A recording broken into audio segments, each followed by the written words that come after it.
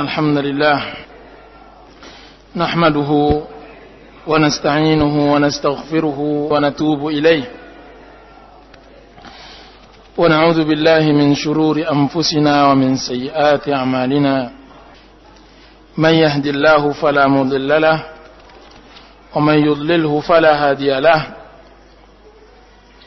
أشهد أن لا إله إلا الله وحده لا شريك له وأشهد أن محمدا عبده ورسوله صلى الله عليه وعلى آله وصحبه وسلم تسليما كثيرا أما بعد ومسلمين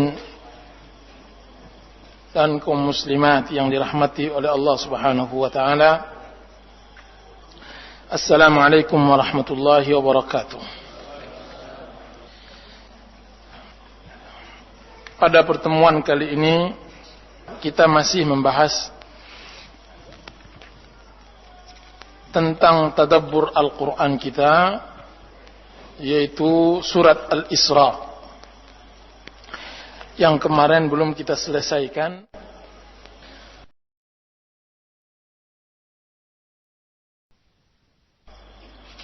Kemudian Allah mengajarkan kita bagaimana hidup di dunia ini di dalam mengelola harta agar hidup kita tenang. Masih pembicaraan seputar harta. Bagaimana tips pengelolaan harta? Kalau seandainya Anda mendapatkan uang terus pergi ke Gramedia, pasti Anda melihat buku-buku tentang masalah neraca keuangan, mengatur secara efisien keuangan keluarga atau semacamnya. Kan tapi sebenarnya di dalam Al-Quran sudah diatur. Berapa banyak Allah berikan harta kepada seseorang, kemudian dia hambur-hamburkan, kemudian dia meminta-minta besok paginya. Nah, di dalam ekonomi Al-Quran ini disebutkan, janganlah kamu di dalam masalah harta tangan terbelenggu pelit, dan jangan pula engkau lepaskan begini,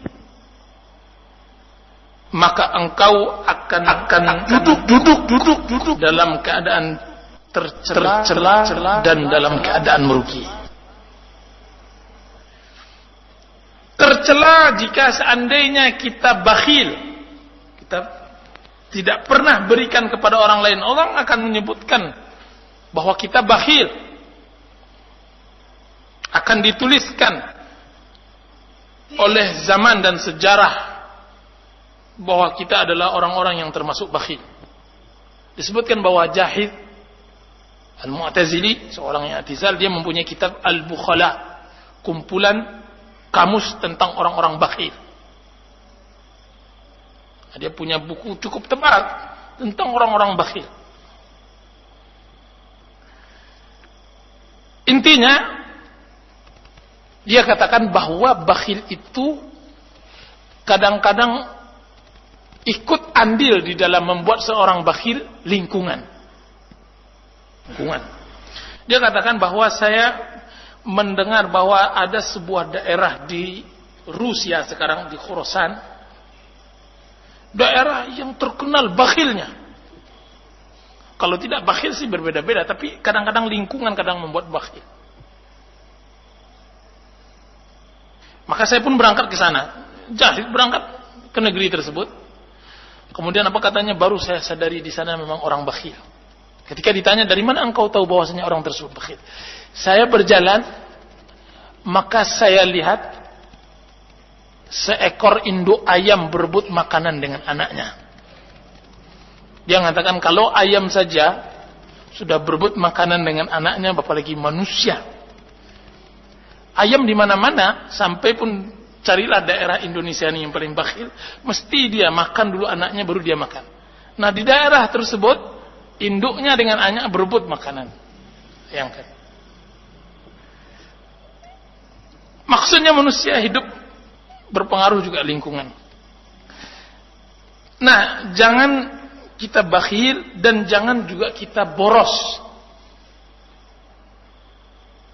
Kan tapi hiduplah seperlunya.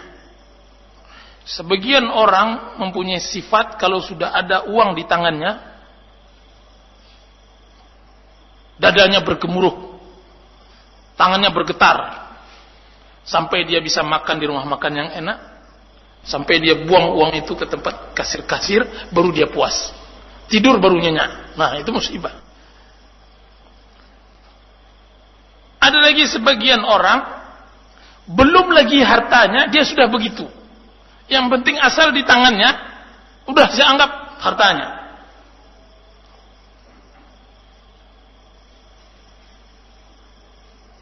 Apalagi pada zaman yang sekarang sulit mencari duit. Nah, ada sebagian orang juga meminjam duit baginya adalah sebuah keuntungan. Sudah meledak tender. Minjam duit untung. Maka dia ajak anak istrinya untuk makan ke Kentucky Fried Chicken. Belum pernah dia makan. Padahal itu bukan uang dia. Uang pinjaman yang wajib dia bayar. Tapi karena sulitnya meminjam, dianggaplah pinjaman itu sebuah keuntungan. Sudah sampai mana perubahan zaman pada diri kita ini sekarang. Oleh sebab itu, yang benar di dalam kaidah dalam mempunyai harta, kita harus tidak boleh begitu pelit, tapi juga ketika mengeluarkan perhitungan, jangan terlampau boros. Kemudian Allah menyebutkan bahwa rezeki itu takkan kemana-mana. Allah yang akan memberinya. Tidak akan berkurang dari perhitungan dan tidak akan bertambah karena kita simpan. Tidak akan berkurang kalau kita beri dan tidak akan bertambah kalau kita simpan. Ada sebuah hadis yang nyaris saya lupa, bahwa orang yang menghitung-hitung infaknya, Allah akan menghitung untuknya. Maksudnya, kalau seandainya seseorang menghitung infaknya, maka Allah akan persempit tuh harta untuknya. Jadi yang sudah berlalu, berlalulah. Nah, kalau seandainya masalah infak saja kita hitung, mestinya masalah-masalah duniawi juga kita tidak perlu hitung. Kan tapi biasa kan? Sebab bagaimana tidak, kalau seandainya kita hitung akan terjadi nanti penyesalan luar biasa. Coba hari ini aja kita sudah belanja sebanyak ini. Akan membuat kita bakhil, sedangkan kita sendiri sudah bakhil. Kita sendiri aja sudah bakhil, sudah itu dibuat belanja hari ini. Kecuali bagi orang yang boros, layak dia buat seperti itu. Diari untuk pengeluarannya. Tapi kalau dia bakhil, saya rasa tidak layak dia menghitung-hitung. Akan membuat dia bakhil. Menjadi hantu tuh harta ketika dia keluarkan. Jadi harta yang telah diinfakkan tidak dihitung. Di dalam hadis maknanya, saya hanya bisa menghafal maknanya, janganlah kalian menghitung-hitung infak kalian. Niscaya Allah akan menghitung untuk kalian. Kemudian Allah mengatakan tadi bahwasanya Allah yang memberikan rezeki kepada orang yang dia kehendaki, wa yaqdir, dan Allah yang menyempitkan rezeki kepada orang yang dia kehendaki. Innahu kana bi ibadihi khabiran basira. Sungguhnya Allah pada hambanya sangat mengetahui dan sangat maha melihat. Mengetahui mana yang layak diberikan rezeki dan mana yang layak disempitkan rezekinya. Layak dalam segi dunia dan juga layak dalam segi akhirat. Disebutkan di dalam hadis bahwasanya Allah memiliki hamba-hamba, jika seandainya Allah fakirkan akan rusak agamanya. Dan Allah juga mempunyai hamba-hamba, jika seandainya Allah kayakan akan rusak agamanya. Jadi jangan anggap kefakiran atau kekayaan bagi kita adalah suatu kesengsaraan. Kan tapi anggaplah itu Allah yang maha tahu dan kita hanya hidup qanaah di dalam hidup.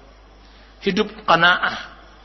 Menerima apa yang telah Allah berikan kepada kita. Dan ini salah satu sarana untuk bisa berbahagia. Bahagia dalam mengais rezeki. Sebagian orang tidak bisa beradaptasi dengan apa yang Allah tentukan kepadanya. Tidak bisa dia beradaptasi. Ketika dia tidak mempunyai pekerjaan, disuruh oleh orang untuk mengangkat tanah, dia sudah cepat-cepat bilang rematik. Ketika dia tidak bisa mengangkat tanah begitu, disuruh tukang, dia cepat-cepat bilang saya gamang, takut pada ketinggian. Ketika dia tidak bisa begitu, dibilang kalau begitu kamu kerja sopir lah. Dia bilang saya pemasuk angin. Terus kerjaan apa yang layak pada dia? Kalau semua pekerjaan tidak layak, semuanya dia beralasan sakit dan semacamnya, bagaimana dia beradaptasi dengan rezeki yang diberikan oleh Allah Subhanahu wa taala? Kan tapi dia bekerja, kemudian dia serahkan hal itu kepada Allah Subhanahu wa taala. Kemudian Allah Subhanahu wa taala sebutkan, "Wala taqtulu auladakum khasyata imlaq. Nahnu narzuquhum wa iyyakum. Inna qatlahum kana khita'an kabira. ولا تقربوا الزنا إنه كان فاحشة وساء سبيلا ولا تقتلوا النفس التي حرم الله إلا بالحق ومن قتل مظلوما فقد جعلنا لوليه سلطانا فلا يسرف في القتل إنه كان منصورا." Kemudian Allah memerintahkan masih seputar masalah harta, masalah anak. Allah melarang orang tua membunuh anaknya karena takut kelaparan. Larangan ini umum dan juga masuk cikal bakal anak. Orang tua tidak benarkan membatasi anaknya karena takut bahwa sulit dia memberikan nafkah, rezeki. Sungguh dangkal imannya jika seandainya dia mengatakan bagaimana mau nambah anak yang ada saja tidak cukup makannya. Subhanallah. Allah yang memberi rizki, Allah yang memberi makan anak. Tegah-tegahnya kita mengatakan begitu, padahal Allah Subhanahu wa taala telah menyatakan, "Wa ma min dabbatin fil ardi illa 'ala Allahi rizquha." Tidak ada binatang melata di atas permukaan bumi ini kecuali Allah yang telah akan memberikan rezekinya. Burung jauh beriman daripada kita. Bahkan menjadi permisalan atas masalah harta, masalah rezeki, burung tadi. "Lau annakum tatawakkaluna 'ala Allahi haqqa tawakkuli la razaqakum kama yarzuqut tayra." Jika seandainya kalian masalah rezeki bertawakal kepada Allah sebenar-benar bertawakal, niscaya Allah akan memberikan kepada kalian rezeki sebagaimana Allah berikan rezeki kepada sang burung.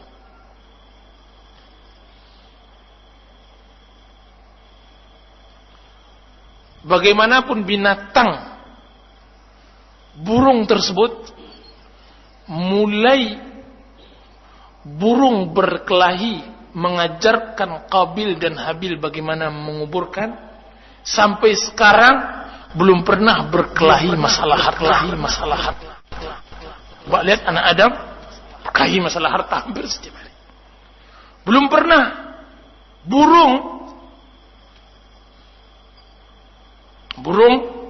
Belum pernah pagi terbentur pikirannya masalah harta, kemudian dia benturkan kepalanya ke tiang listrik, kemudian mati.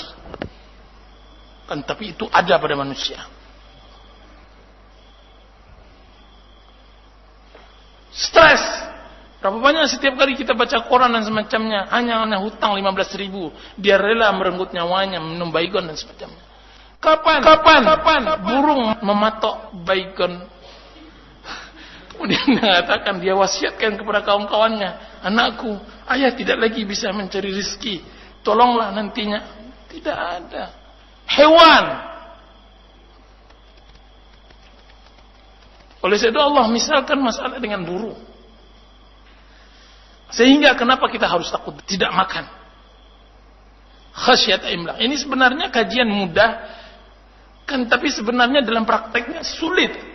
Terus terang saya katakan kajiannya ringan, masuk akal. Siapa sih di antara seorang muslim berani mengatakan bahwa rezeki bukan Allah yang menurunkan? Tidak ada, kan, tapi di dalam prakteknya begitu. Ngapain KB? Iya, lah kuat lagi beri rezeki anak. HP. Gara-gara tidak bisa. Bahkan ada sebagian ibu-ibu yang berani menggugurkan anaknya. Gara-gara hanya takut nanti anaknya tidak mendapat rezeki. Coba bayangkan. Bagaimana anak akan berbakti kepada orang tua jika seandainya kedatangan anak ditolak secara mental oleh orang tua sendiri? Keberadaannya datang muncul ke dunia ini tidak diterimanya. Wahai anakku, engkau menambah bebanku. Nahnu narzukuhum wa iyyakum. Allah dahulukan, kami yang memberi rezeki mereka anak-anak kalian, baru kalian. Sebagaimana kalian hidup sebaik sekarang sudah menjadi bapak orang, begitu juga kami mampu memberikan anak kecil ini. Sebagaimana kalian nantinya kami kecilkan begitu. Inna qatlahum kana khit'an kabira. Sungguhnya membunuh mereka adalah suatu kesalahan yang sangat besar. Kemudian masuk kepada perihal masalah zina. Wala taqrabuz zina. Dosa yang berikutnya, jangan dekati zina. Sesungguhnya zina tersebut adalah seburuk-buruk fahisyah, dosa. Wasa'a sabila, dan suruh salah jalan orang yang telah berjalan di atasnya. Allah mengibaratkan supaya jangan mendekati zina, menunjukkan bahwa buruknya zina tersebut.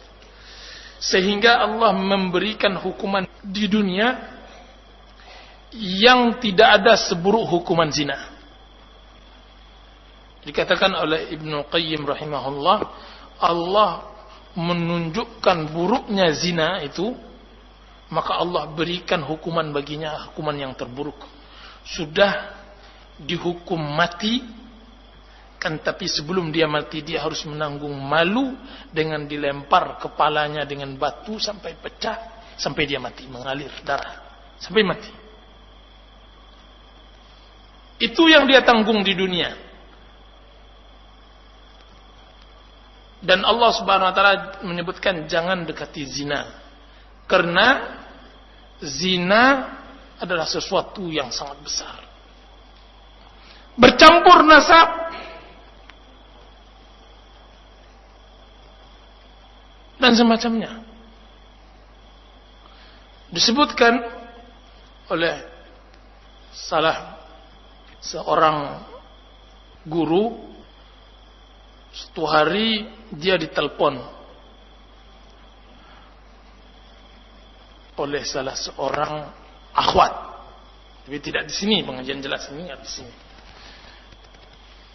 Dia mengatakan bahwa dia ini sering melakukan hubungan surat menyurat, jangan ngeras dulu, surat menyurat dengan seorang pria, dan dia mencintai pria tersebut, laki-laki pemuda tersebut. Sudah itu dia katakan oleh guru tadi, mengatakan kalau begitu haram, tidak dibenarkan, putuskan hubungan. Atau kalau seandainya ingin benar-benar cinta kamu di atas cinta Allah dan Rasulnya, datangilah permasalahan itu sesuai dari pintunya. Jangan lewat belakang, lewat depan. Datangi orang tuanya, kemudian pinang. Atau minta kepada pemuda tersebut untuk dinikahi. Dalam yang menelpon akhwat. Dia bilang, enggak Ustaz, yang ikhwan itu pun sudah taubat, kami sudah tidak lagi berhubungan. Ayalah, baiklah. Dan dia pun sering mendengar pengajian Ustaz katanya. Ya udahlah, saya minta nomor teleponnya. Setelah dia minta telepon, berapa waktu setelah itu dia telepon lagi. Assalamualaikum. Waalaikumsalam. Saya si fulan. Oh, Syekh Anu, Ustaz Anu, kata dia. Iya. Apa kabar? Dia dikabarkan baik-baik. Kemudian dia mengatakan, ada sedikit yang mau saya bicarakan, permasalahan seorang gadis yang menelpon saya beberapa waktu yang lalu. Engkau mempunyai hubungan khusus dengannya. Kemudian dia mengatakan, benar, saya punya hubungan khusus. Dikatakan oleh guru ini, kalau seandainya engkau serius, datangi permasalahan sesuai dengan aturannya. Datangi orang tuanya, nikah. Iyalah, insyaAllah Ustaz. Dia begitu. Selesai permasalahan. Sebulan, 2 bulan, datang lagi perempuan tadi itu. Kan tapi menghadap, kalau kemarin hanya menelpon. Kemudian apa permasalahan? Sudah selesai kan? Sudah, betul. Kan tapi saya telah melakukan zina dengannya. Dia bilang gitu. Ya, taubat. Bagaimana saya mengenal taubat Ustaz? Katanya. Taubat dengan jujur, taubat. Benar. Minta kepada Allah kejujuran, taubat. Benar-benar bertaubat. Perempuan itu menangis. Nangis jadi-jadinya dan dia mengatakan, saya sudah bertaubat, benar-benar bertaubat.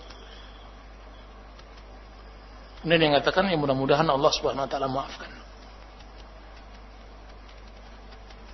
Kemudian dia katakan, sebenarnya Ustaz, saya ingin menyampaikan sesuatu. Apa itu? Saya sudah istri orang. Astagfirullah, kata dia. Terus anak-anakmu yang kau lahirkan, anak siapa? Anak dia atau anak suamimu? Menjadi perempuan ini menangis, semakin menangis. Dia mengatakan, sumpah demi Allah, wahai guru, tidak mungkin anak yang saya lahirkan itu saya pastikan dia adalah anak suami saya. Hampir setiap saat bertemu dengan suami saya tersebut, saya mengucapkan kata-kata maaf kepadanya. Sedangkan suami saya tidak tahu kenapa saya minta maaf kepadanya. Apa kata guru tersebut? Sekarang tahukah kamu bagaimana dosa buruknya, dosa zina? Dia menghancurkan rumah tangga. Dia mempercampur adukkan mani yang hormat dengan mani yang hina. Mempercampur adukkan nasab. Coba lihat bagaimana buruknya perzinahan. Apalagi bagi orang yang telah menikah. Sudah itu Allah Subhanahu Wa Taala mengatakan, wala taqtulun nafsal lati harramallahu illa bil haqq. Jangan coba-coba membunuh jiwa yang diharamkan oleh Allah Subhanahu Wa Taala kecuali yang hak. Ada hubungannya dengan masalah zina. Orang yang berzina biasanya hamil. Nah, Allah mengingatkan jangan coba-coba untuk menutupi rasa malu. Jangan bunuh bayi yang ada di kandungan tersebut. Bertambah dosa di atas dosa nantinya. Illa bil haq, kecuali dengan hak. Dan hak di dalam Islam ada 3. Bolehnya kita membunuh seseorang, itu pun di bawah pemerintahan yang sah. Yaitu an-nafsu bin nafs. Orang yang membunuh maka dibalas dengan bunuh. Az-zani al-muhsan, orang yang berzina dan dia telah menikah. Dan yang ketiga, at-tariku lidinihi al-mufariqul jamaah, orang yang meninggalkan agamanya dan meninggalkan jamaah. 3 ini yang boleh dibunuh, itu pun di bawah pemerintahan Islam. Kan tapi membunuh jiwa tanpa hak tidak dibenarkan di dalam Islam. Dan Allah Subhanahu wa taala memberi kabar kepada orang-orang yang dizalimi dalam keadaan terbunuh. Allah katakan, "Wa man qutila mazluman faqad ja'alna liwalihi sultanan fala yusrif fil qatl innahu kana mansur." Jangan coba-coba kalian yang telah membunuh berbuat macam-macam terhadap orang yang dibunuh. Ketahuilah dia itu wali-wali yang orang dibunuh mendapatkan kekuatan dari Allah Subhanahu wa taala. Kekuatan hukum, kekuatan syariat, kekuatan takdir. Innahu kana mansura.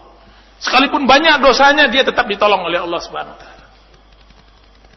Banyak orang binasa karena permasalahan ini. Dan membunuh bukan hanya meletakkan pisau ke perutnya, membunuh bisa saja menabraknya sekalipun tidak sengaja. Membunuh bisa saja melakukan sesuatu yang kita tidak tahu kiranya terbunuh anak tersebut. Hati-hati. Innahu kana mansura. Oleh itu Allah berikan rasa takut yang sangat luar biasa kepada orang yang telah membunuh jiwa tanpa hak. Dan biasanya tidaklah jarang terjadi antara bunuh-membunuh kecuali Allah menangkan orang yang terbunuh. Innahu kana mansura. Oleh itu sangat luar biasanya tafsiran habrul ummah. Ulama umat ini yaitu Abdullah bin Abbas yang disebut oleh Rasulullah SAW, "Wa'allimhu ta'wil," ajarkan dia bagaimana mentakwil ayat. Dia sudah bisa memprediksikan, beliau sudah bisa memprediksikan bahwa kemenangan di tangan Muawiyah bukan pada Ali. Apa hubungannya ayat ini dengan kemenangan Muawiyah dan Ali? Hubungannya sangat luar biasa. Sulit dicernakan, tapi begitu hikmah yang sangat detil dapat oleh Abdullah bin Abbas. Apa kata Ibnu Katsir? Ini adalah istimbat ajabun ujab, istimbat yang sangat luar biasa. Sebanyak ini Al-Quran mulai dari Al-Fatihah sampai Qul a'udzu birabbin nas. Abdullah bin Abbas sudah bisa memprediksikan kemenangan di tangan Muawiyah. Di saat Ali sah menjadi khalifah, Muawiyah hanya memegang Syam. Permasalahan-permasalahan sepele. Muawiyah radhiyallahu an menuntut darah Utsman yang mana dia adalah walinya. Dan Ali menuntut diserahkannya Syam. Terjadi pertempuran. Dan Abdullah bin Abbas mengambil istimbat ayat ini bahwa kemenangan di tangan Muawiyah. Kenapa? Karena dia adalah wali darah yang terbunuh. Tahukah antum bahwasanya yang kalah bukan saja yang membunuh, tapi dia bisa mengalahkan orang yang bisa dilawannya waktu itu. Apa salah Ali? Ali tidak termasuk orang yang membunuh. Tapi kenapa dia menang? Muawiyah? Karena ayat ini. Innahu kana mansura. Menang Muawiyah.